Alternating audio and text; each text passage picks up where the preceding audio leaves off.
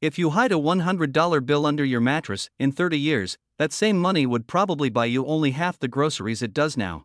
You aren't just saving money by doing nothing, you're actually watching your wealth melt away while you sleep. Most people think you need a huge inheritance or a six-figure salary to get rich. That is the biggest lie in finance. The truth is, waiting until you have enough money is the most expensive mistake you'll ever make. By the end of this video, you're going to know exactly how to turn a single $100 bill into a massive financial future. Welcome to the channel.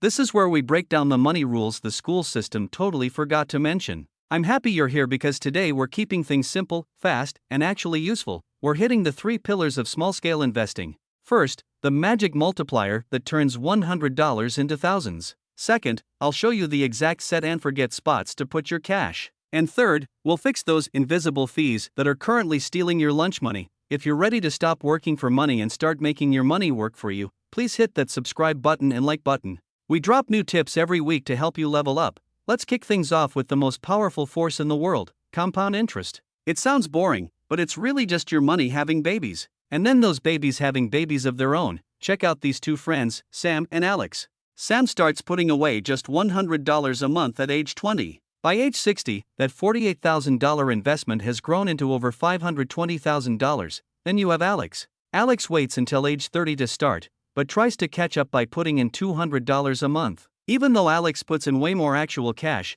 they still end up with $150,000 less than Sam. Why? Because Sam had more time. Your greatest asset isn't your paycheck, it's your time. Starting small today beats starting big later. Now, here is where it gets interesting. You don't need to pick the next big stock to win. Most beginners lose their $100 because they're busy chasing the next Bitcoin or Tesla. Instead, I want you to think about index funds. It's like buying the entire forest instead of trying to find the one tree that grows the tallest. Does it really make sense to gamble your hard-earned cash on one company? The SP 500 is the classic example. It's a basket of the 500 biggest companies in the US. When you buy an index fund, you own a tiny slice of Apple, Amazon, and Disney all at once. Over time, the stock market has returned about 10% a year on average. If you just let your $100 sit in a basket like that, you aren't gambling, you're owning the global economy. Don't look for the needle, just buy the whole haystack.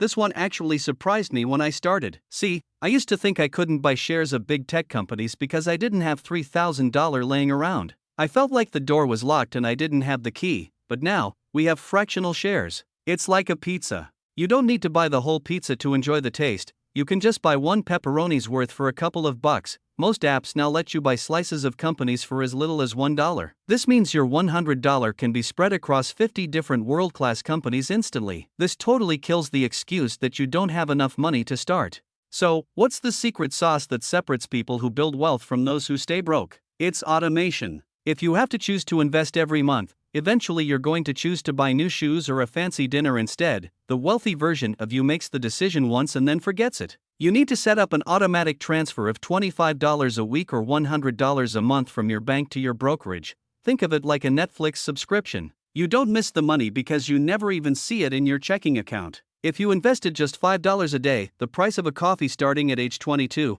you'd likely have over $300,000 by the time you retire. Habit beats hustle every single time. Lastly, let's talk about the mistake that costs people thousands, the waiting for the crash trap. I hear this all the time. People say, I'm waiting for the market to drop before I use my $100. This is called timing the market, and honestly, even the pros suck at it. While you're waiting for a 10% drop, the market might go up 20% and leave you in the dust. You end up buying in at a higher price than if you just started today. Fear feels like a smart move, but in the world of investing, fear is just an expensive lie. Are you really going to let a scary news headline stop you from becoming a millionaire? The market is always too high or about to crash according to the news, yet it keeps climbing over the long run. The best day to invest was 10 years ago, the second best day is today. Before I wrap up, I want to give you one bonus tip that most finance channels never mention. Check your expense ratios. Every basket of stocks you buy has a hidden fee. Some banks charge 1% or 2% just to manage your money. That sounds tiny, right?